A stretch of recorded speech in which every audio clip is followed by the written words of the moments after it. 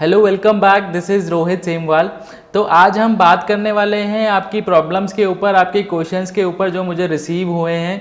तो एक एक करके मैं उनके क्वेश्चंस के आंसर करूंगा, है ना। तो स्टार्ट करते हैं हम लोग। जैसे कि मेरे पास एक क्वेश्चन आया था कि सर क्या हम लोग 25,000 से ऊपर कस्टम कैटलॉग बना सकते हैं, अगर उसका आगे प्रोसेस क्या रहेगा और क्या हम उसे डायरेक्ट ऑर्डर के लिए यूज़ कर सकते हैं। तो कस्टम जो कैटलॉग बनता है, मैं बता दूं आपका, उसका कोई दूसरा यूज़ आप उसका नहीं कर सकते हैं। वैल्यू आप कितनी भी रख सकते हैं उस कस्टम कैटलॉग की, 25,000, 5 लाख, 10 लाख, 15 लाख, बट उससे आप खाली कस्टम बिड में ही पार्टिसिपेट कर सकते हैं और उस कैटलॉग को खाली कस्टम बिड बनाने के लिए या कस्टम बिड पार्टिसिपेट करने के लिए आप उसे यूज़ कर सकते हैं। डायरेक्ट ऑर्डर या किसी और चीज़ के लिए आप उसको यूज़ नहीं कर सकते हैं। फिर दूसरा क्वेश्चन आया है मेरे पास, can we prepare bunch custom bidding? Yes, you can prepare it.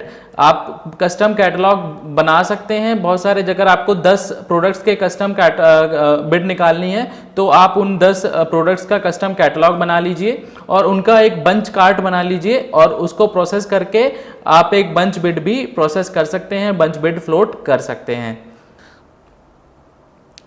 फिर है आपके पास, फिर दूसरा जो क्वेश्चन आ रखा है, if they deny to accept the material after delivery either not match with specification or anything else reason, then what will happen.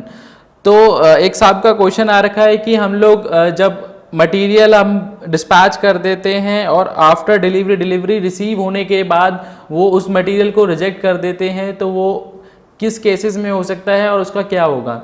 तो मटेरियल डिपार्टमेंट कभी भी रिजेक्ट नहीं करता है। अगर आपने जो मटेरियल भेजा है उनके टेक्निकल पैरामीटर्स के अकॉर्डिंग भेजा है, जो आपको टेक्निकल, जो आपको परचेज ऑर्डर मिला था, जब आपके पास कोई ऑर्डर आता है तो डिपार्टमेंट के थ्रू एक परचेज ऑर्डर भी जनरेट हो जाता है। डाउनलोड कॉन्ट्रैक्ट का वहाँ पे ऑप्शन आता है ऑर्डर के अंदर, वहाँ से आप डाउनलोड करेंगे तो वो परचेज ऑर्डर आपके डाउनलोड हो जाता है। उसके अंदर टेक्निकल पैरामीटर्स लिखे होते हैं जिसके अकॉर्डिंग आपको मटेरियल सप्लाई करना है। अगर आपने मटेरियल जो सप्लाई किया है उसी के अकॉर्डिंग किया है तो आपका मटेरियल कभी रिजेक्ट नहीं होगा और डिपार्टमेंट उसमें कोई आपको प्रॉब्लम आने वाली नहीं है। फिर जो नेक्स्ट क्वेश्चन आया है कि सर ईएमडी और ईबीजी के बारे में बताइए। तो मैं बता दूं, ईएमडी होती है अर्नेस्ट मनी डिपॉजिट और ईबीजी होती है ई परफॉर्मेंस बैंक गारंटी। तो ईएमडी आपको टेंडर क्लोज होने से पहले देनी होती है। जब आप टेंडर पार्टिसिपेट करते हैं तो 2%, 5% की आपको ईएमडी देनी होती है। वो इसलिए देनी होती है तो डिपार्टमेंट उसमें ना इंश्योर करता है कि जो भी पार्टिसिपेंट उसमें बिड कर रहे हैं या उसमें पार्टिसिपेट करने वाले हैं वो उस बिड को लेके सीरियस हों। ऐसा ना हो कि वो पार्टिसिपेट करें, उनको ऑर्डर भी दिया जाए और कल को वो उस ऑर्डर को एग्जीक्यूट भी ना करें। तो इस चीज को स्ट्रीमलाइन करने के लिए डिपार्टमेंट क्या करता है, एक छोटा सा अमाउंट आप लोगों से डिपॉजिट करा लेता है एज अ सिक्योरिटी, ताकि आप उसमें जब आप पार्टिसिपेट करें तो आप उसे एज अ सीरियस रीसेलर उसमें पार्टिसिपेट करें और आपको जब ऑर्डर मिले तो आप उसको एग्जीक्यूट करें।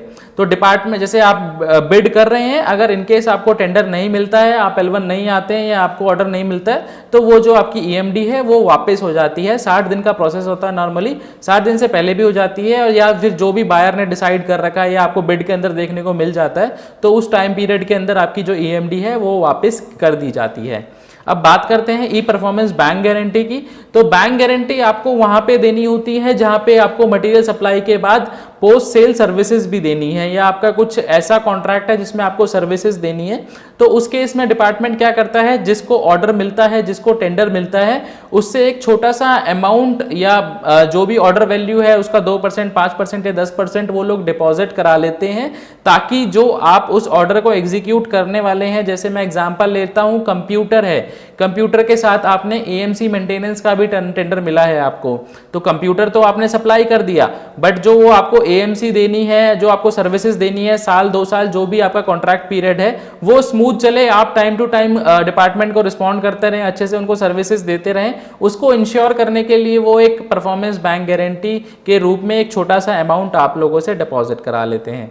जब वो आपका सर्विस पीरियड खत्म हो जाएगा तो आपका अमाउंट आपको वापस मिल जाएगा, वो रिफंड हो जाता है आपको। नेक्स्ट क्वेश्चन है कि सर जेम पे रजिस्ट्रेशन के कितने पैसे लगते हैं। मैंने सर बता रखा है आपको कि जेम रजिस्ट्रेशन के लिए कोई भी पैसे आपको नहीं देने हैं, वो फ्री ऑफ कॉस्ट है। आपको gem.gov.in पे जाना है ऑफिशियल वेबसाइट पे, और वहाँ पे आप स्टेप्स फॉलो करके आप अपना रजिस्ट्रेशन कर सकते हैं। मेरी वीडियो भी बनी हुई है जेम रजिस्ट्रेशन की कैसे करना है, आप उसको देख के भी इजीली जेम पे अपना रजिस्ट्रेशन कर सकते हैं। उसके लिए आपको किसी को पैसे देने की जरूरत नहीं है। हाँ, रजिस्ट्रेशन के बाद आपको कॉशन मनी जरूर डिपॉजिट करना है, वो एज अ सिक्योरिटी आपको जेम पे देना है। वो अगेन उस चीज के लिए है कि जेम पे जेन्युइन सेलर्स रहें, जो भी मतलब जेम पे काम कर रहे हैं वो इंटरेस्टेड हो ऑर्डर एग्जीक्यूट करने के लिए।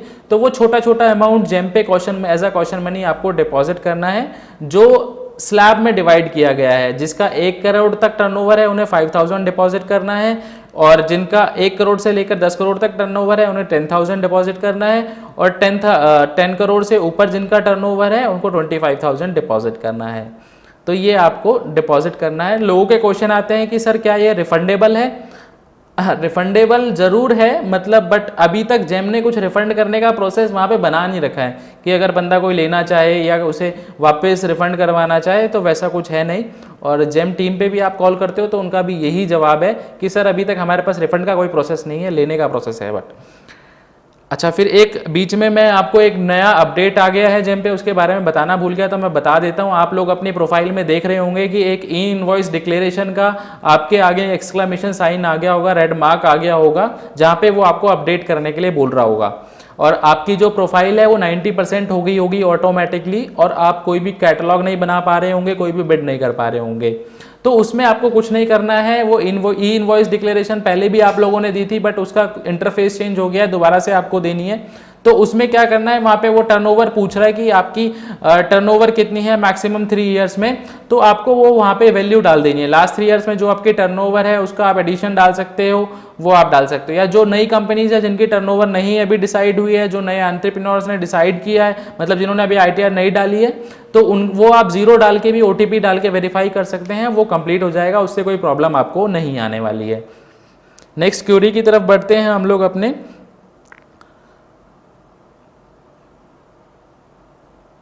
दूसरा एक क्वेश्चन है सर कि OEM पैनल के लिए वेंडर असेसमेंट की एग्जाम्शन किस किस को एप्लीकेबल है। तो सर उसमें वहाँ पे आप देखेंगे वेंडर असेसमेंट एग्जाम्शन में आप जाएंगे तो वहाँ पे ऑप्शन दिए गए हैं कि जिन लोगों के पास प्रोडक्ट का BIS लाइसेंस है उनके लिए एग्जाम्शन है, जिनके पास NSIC सर्टिफिकेट है उनके लिए एग्जाम्शन है, या किसी ऐसी गवर्नमेंट बॉडी से आपको प्रेफरेंस मिली हुई है, आपके प्रोडक्ट को प्रेफरेंस मिली हुई है जो आपके लिए प्रॉपर्टी आइटम है आपका, तो उसके लिए आपके एग्जाम्शन है। और भी वहाँ पे पैरामीटर्स है, आप जाके चेक कर सकते हैं। अगर आपको लगता है कि आप उसमें वो कोई भी पैरामीटर आपके लिए एप्लीकेबल है तो आप उसको सेलेक्ट करके वेंडर असेसमेंट जेम पे इनिशिएट कर सकते हैं। फिर एक क्वेश्चन है सर का कि जेम पे OEM पैनल क्या विदाउट ब्रांड हम ले सकते हैं? जी हाँ, बिल्कुल ले सकते हो आप। वेंडर असेसमेंट आप कंप्लीट करवा लीजिए। अगर आपका जो ब्रांड नेम नहीं है या आपका जो ट्रेडमार्क रजिस्टर्ड नहीं है तो उसमें आप क्या कर सकते हो, आप अनब्रांडेड करके आप अपना प्रोडक्ट रीसेल कर सकते हो। आप अनब्रांडेड करके अपना प्रोडक्ट जेम पे फ्लोट कर सकते हो, जेम पे सेल कर सकते हो। उसमें आप जब OEM पैनल के लिए अप्लाई करते हो तो वहाँ पे 3 ऑप्शन आते हैं कि we have registered trademark, we don't have registered trademark, और एक ऑप्शन आता है कि we have applied for the trademark but it is not registered yet. तो आप वी डोंट हैव ट्रेडमार्क को सेलेक्ट करके वहाँ पे आप करेंगे तो जेम का सॉफ्टवेयर ऑटोमेटिकली आपकी कंपनी के आगे अनब्रांडेड लगा देता है। जो भी कंपनी है, जैसे आपकी कंपनी का नाम ABC कंपनी है तो आपका जो प्रोडक्ट जाएगा वो अनब्रांडेड -ABC कंपनी करके मार्केट में फ्लोट हो जाएगा। आप अपने प्रोडक्ट जेम पे एज अ OEM सेल कर सकते हो।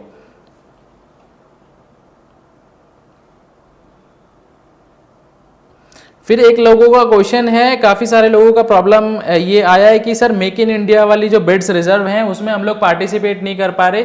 तो इसके बारे में मैंने पहले भी बताया था आप लोगों की कि मेक इन इंडिया के लिए अगर कोई बिड्स रिजर्व हैं तो उसमें वही लोग पार्टिसिपेट कर सकते हैं जिनके प्रोडक्ट में मेक इन इंडिया का कंटेंट अपलोडेड हो। ठीक है, अगर आपका कोई OEM, अगर आप OEM हैं तो आपको एज अ OEM आपको प्रोडक्ट मार्केट में फ्लोट करना है और उसमें मेक इन इंडिया का कंटेंट अपलोड करना है। ठीक है। दूसरा ऑप्शन, या अगर आपका कोई आप रीसेल हैं तो आप अपने OEM को बोलेंगे कि आप अपने प्रोडक्ट में मेक इन इंडिया का कंटेंट अपडेट करके दे दीजिए, उस प्रोडक्ट के साथ जब उस बिड में आप पार्टिसिपेट करेंगे तो आप वो पार्टिसिपेट कर सकते हैं। Make in India content update करने का ऑप्शन खाली OEM के पास आता है, रीसेलर के पास नहीं आता है। तो वो जो प्रोडक्ट अपलोड कर सकता है वो खाली OEM ही कर सकता है, और उसको यूज करके आप जो मेक इन इंडिया के लिए बिड रिजर्व्स हैं उसमें आप उनमें पार्टिसिपेट कर सकते हैं।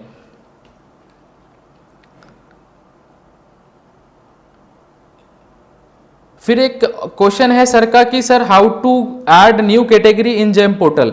तो उसमें सर नई कैटेगरी अगर आपको जेम पे क्रिएट करवानी है तो आप जब ऐड न्यू प्रोडक्ट जाते हैं तो वहां पे एक ऑप्शन दिया गया है कि do you want to request for a new category, ऐसे करके एक ऑप्शन है। तो वहां पे आप उस पर क्लिक करके आप जेम पे सजेशन दे सकते हैं कि ये कैटेगरी आप जेम पे क्रिएट कर दीजिए, वहां से भी आप प्रोसेस करवा सकते हैं। तो वो उनको लगता है कि यहाँ इस प्रोडक्ट की डिमांड है, जैसे आपने उनको भेजी रिक्वेस्ट, हो सकता है उसी प्रोडक्ट की उनको दूसरे सेलर से भी आई होगी, तो उनको लगेगा कि हाँ ये कैटेगरी जेम पे अवेलेबल होनी चाहिए, इसकी डिमांड है, तो वो कैटेगरी क्रिएट हो जाएगी सर।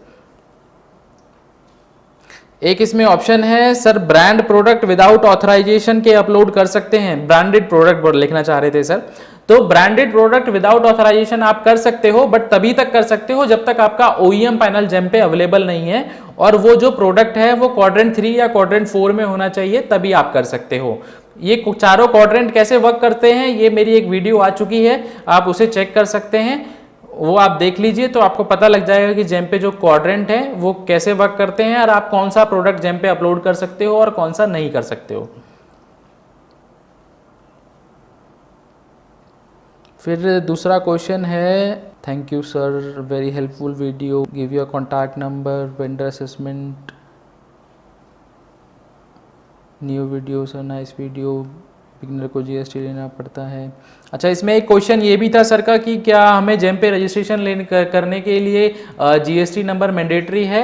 नहीं, आप विदाउट GST के भी आप अपना प्रोफाइल क्रिएट कर सकते हो, बट 30 लाख के ऊपर के आपको अगर ऑर्डर जेम पे लेने हैं तो उसके लिए आपके पास GST होना चाहिए, मैंडेटरी है। एक सर का कमेंट आ रखा है, please upload video related to vehicle hiring services.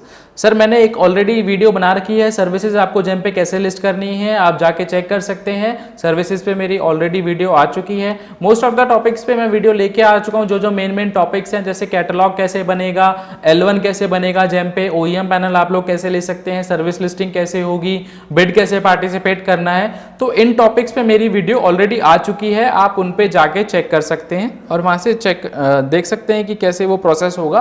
फिर भी कोई प्रॉब्लम आती है तो मेरा हर एक वीडियो में मैं अपना ईमेल आईडी ड्रॉप करता हूं डिस्क्रिप्शन में, आप मुझे डायरेक्टली अपनी क्वेरी भी मेल कर सकते हैं।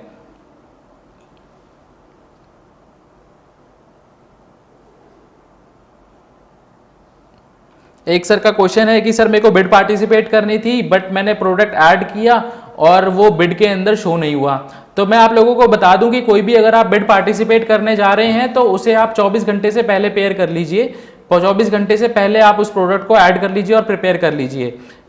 अगर आपकी बिड, मैं एग्जांपल दे रहा हूं, अगर आपकी बिड जिस भी डेट की है, सपोज करिए आपकी बिड 10 तारीख की है और 10 तारीख को ही आप वो प्रोडक्ट अपलोड कर रहे हैं, प्रोडक्ट तो आपका अपलोड हो जाएगा सर, बट वो बिड के अंदर ना फेच नहीं होता है, जहां पे आप पार्टिसिपेट करेंगे वो वहां पे फेच नहीं होता, उसके बिड के अंदर फेच होने में वो 24 घंटे का टाइम लगाता है आजकल जेम पे। जब से ये जेम का अपडेट हुआ है उसके बाद से 24 घंटे का टाइम लगता है बिड के अंदर फेच होने में। तो आप ये सजेस्ट करूंगा कि वो जो भी बिड आप प्रिपेयर कर रहे हैं उसे 1 दिन पहले या 2 दिन पहले आप पूरा प्रिपेयर कर लीजिए, प्रोडक्ट अपलोड कर दीजिए, तो वो आप इजीली पार्टिसिपेट कर पाएंगे। एंड मोमेंट तक छोड़ेंगे बिल्कुल, आपको 2 घंटे बचे हैं तभी आप प्रोडक्ट अपलोड कर रहे हैं, तो वो आपका जो प्रोडक्ट अपलोड तो हो जाएगा बट बिड के अंदर नहीं आएगा।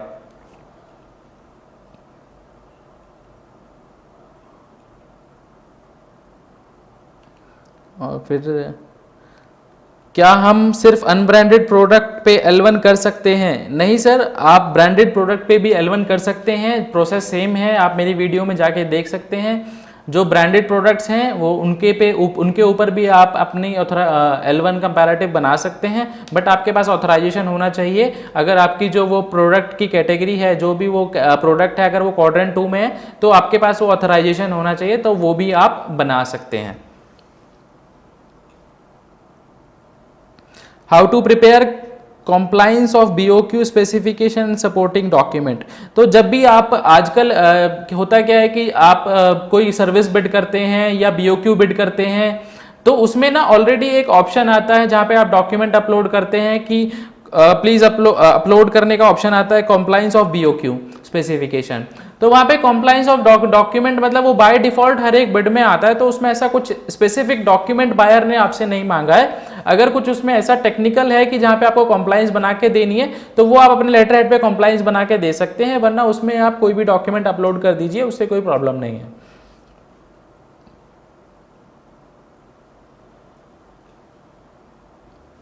How to create item specification document sir.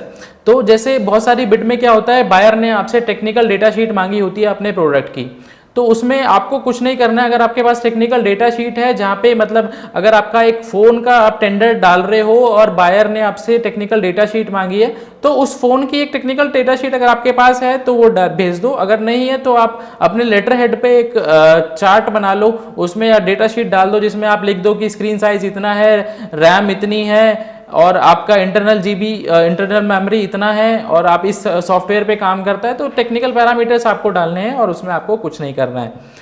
तो ये कुछ क्वेरीज थी मेरे पास जो आ रखी थी, जो मैंने मतलब आंसर करने की कोशिश करी है। फिर भी आपको लगता है कि मैं कुछ मिस कर गया हूं या आपके और कोई क्वेश्चंस हैं जो आप चाहते हैं कि मैं आपको आंसर करूं, तो आप मुझे कमेंट सेक्शन में बता सकते हैं। दोबारा इसी तरीके से हम एक वीडियो लेके आएंगे जहां पे हम आपकी क्वेरीज को सॉल्व करेंगे। और साथ ही साथ मेरे पास ना बहुत सारी रिक्वेस्ट्स आ रही हैं कि सर जेम ट्रेनिंग दीजिए, आप ट्रेनिंग सेशन दीजिए या हम लोगों को ऑनलाइन क्लासेस स्टार्ट करिए। तो जेम ट्रेनिंग से रिलेटेड भी मैं सोच रहा हूँ कि बहुत जल्दी हम लोग एक क्लासेस स्टार्ट करें जहां पे मैं आपको इन डेप्थ सारी नॉलेज दे सकूं, आपको जेम पे ट्रेन कर सकूं कि जेम पे आप लोग कैसे वर्क कर सकते हैं, कैसे ग्रो कर सकते हैं। तो वो बहुत जल्दी मैं उसके ऊपर भी मतलब अपने बैच स्टार्ट करने वाला हूं या ऑनलाइन ट्रेनिंग स्टार्ट करने वाला हूं, तो उसके लिए जल्दी मैं आप लोगों को अपडेट दूंगा। तो इसी तरीके से आप लोग भी सजेशन हमें देते रहिए कि किस टॉपिक्स पे हमें वीडियो बनानी चाहिए, जो भी आप प्रॉब्लम फेस कर रहे हैं डेली बेसिस पे जेम पे, तो वो हम आपको साथ सॉल्व करने की कोशिश करेंगे। चैनल को सब्सक्राइब करिए, जेम से रिलेटेड वीडियोस इस पे आती रहेंगी। Thank you so much.